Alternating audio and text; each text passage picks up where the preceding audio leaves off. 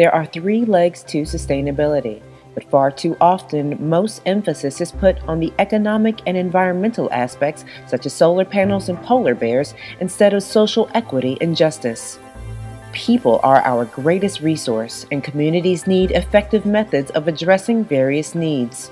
Restorative justice is an alternative approach to justice, bringing all stakeholders to the table to restore balance to the community when a crime has been committed through collaborative rather than punitive means. Meet Reverend Josh Noblitt, Associate Minister and Social Justice Minister at St. Mark United Methodist Church in Atlanta, Georgia, a house of worship in which nearly 80% of the congregation identify as gay, bisexual, or transgendered. A licensed psychotherapist and marriage and family therapist, he shared a personal experience that challenged his interpretation of social justice. In 2010, while out at Piedmont Park during July 4th weekend, Reverend Noblitt set up a picnic for his partner.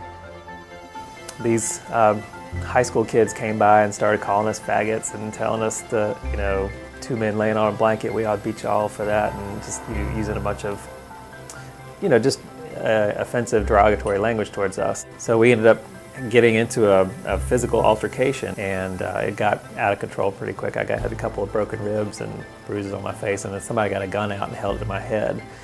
And I'm a Christian minister, and so I talk about love and forgiveness and redemption and all that. And sort of a moment of truth for me, like, do I really believe all this stuff I've been saying all this time? And I had to really dig deep to figure that out. With the help of some folks that knew me really well and had a much deeper faith than I did at the time, kind of helped love me into some more fuller understanding of what restorative justice means. And so I kind of sat down and wrote out this open letter to the beloved community in the aftermath of all that, and just to kind of lay down some ideas of what all that means to me personally and what I want to see happen as a result of this thing that happened in my life. Meet Jessica Nunan, Executive Director of Caminar Latino, meaning Latino Journey. The nearly 25-year-old comprehensive Spanish-speaking organization provides support for Latino families living with domestic violence. Starting as a support group for Latino women, the organization's methods evolved to address the needs of the community in which it served. The techniques practiced are those created by Dr. Antonio Ramirez Hernandez, a professor of integral counseling psychology at the California Institute for Integral Studies and creator of Centro de Capacitación para Erradicar la Violencia Intrafamiliar Masculina, or Training Center to Eradicate Masculine Intrafamily Violence. Presently, Caminar Latino focuses on healing and empowering families so that they remain a unit. We realized that just addressing the issue of violence, working with one part of the family, didn't seem to work with the women. So that was when we really started kind of working in partnership with them and saying, what do you need? How can we support you and really help to address the issue of violence? We're working with each part of the family. We found to be a lot more effective because that way we were getting the same team of people working with each part of the family. That way we were getting kind of all the information from all the different parties that were involved.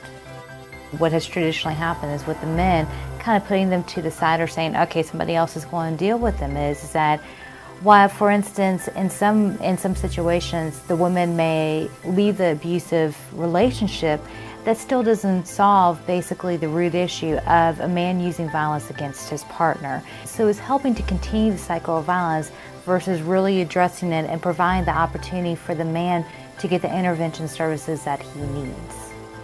Through his experience of working to understand the horrific circumstances of his assault, Reverend Noblitt found himself at an impasse.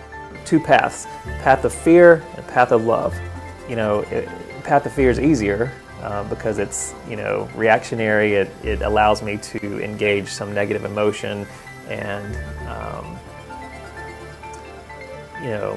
try to retaliate to some extent by asking for punishment and pain to be inflicted on those people that did the same thing to me. And there is some short-term satisfaction in that. Does it really get me to a place of healing In my situation, no, I don't really think that it does. In fact, it causes me to put walls up that divide me from other people.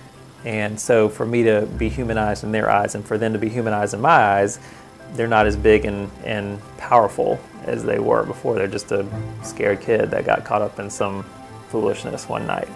And that doesn't sum up all of their existence. It's just one thing, about where they were that night. When we work with the men and really relay the message of, we know you're much more than just your use of violence, the men are much more open to being able to talk about what's going on and to really kind of take accountability for their use of violence. So in addition to the idea of respect, the idea of accountability, respecting the fact that many of these men also grew up in homes where domestic violence occurred. So they used to be youth witnesses of violence. But also never allowing them to use as an excuse for their use of violence. Restorative justice is an alternative way to look at crime and justice. Considered the grandfather of the movement, Howard Zier began as a practitioner and theorist in the late 1970s. The Morehouse College graduate's work, The Little Book of Restorative Justice, has been translated into more than a dozen languages. There's three sort of guiding questions for the criminal justice system. It's about the law, who did it, what do they deserve, what are they going to get. Whereas restorative justice, as Howard Zier points out, the three completely different questions that guide sort of a restorative justice process. Who has been harmed, what are their needs, and whose obligation it is to meet those needs. Totally different starting point for the whole thing. Again, going into the idea of collaboration, because the criminal justice system helps us to get the men into our program. If just telling the men, hey listen, don't use violence because of the fact that you're going to end up in jail again or anything like that, that doesn't really solve the issue. What we have found is that if we really address it from more of the cultural factor, the idea of the father being, a provider and taking care of his family is so central in terms of the way in which he views himself and the way that our community may view the men. So really kind of taking these cultural values and saying, hey, listen, how does your use of violence kind of coincide with you wanting to be a good father and good partner? That plays such a bigger role in terms of having an impact on the men. In the pursuit of sustainability, it is more comprehensive to use collaborative courses of action to right wrong done in the community. All stakeholders must have a seat at the table.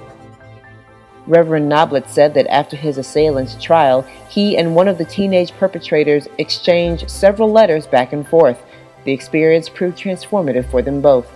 There's a handful of folks that were angry at me for even suggesting, because in their minds, I think they interpreted what I was saying as somebody getting away with having committed a crime or not being held accountable, when that's not really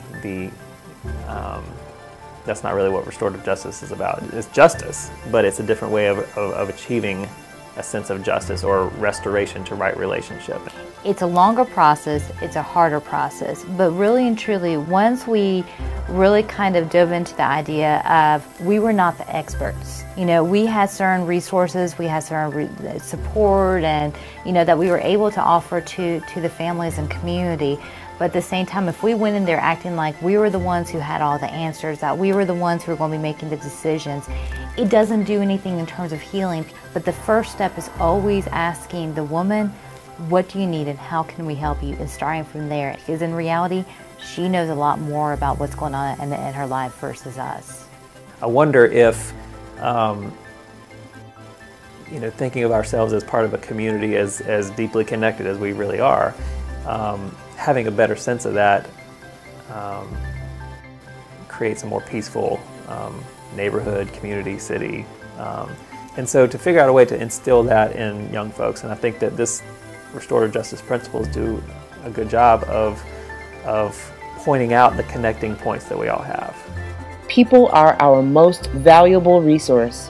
We have the responsibility of sustaining ourselves by claiming a space at the table, lest we become items on the menu.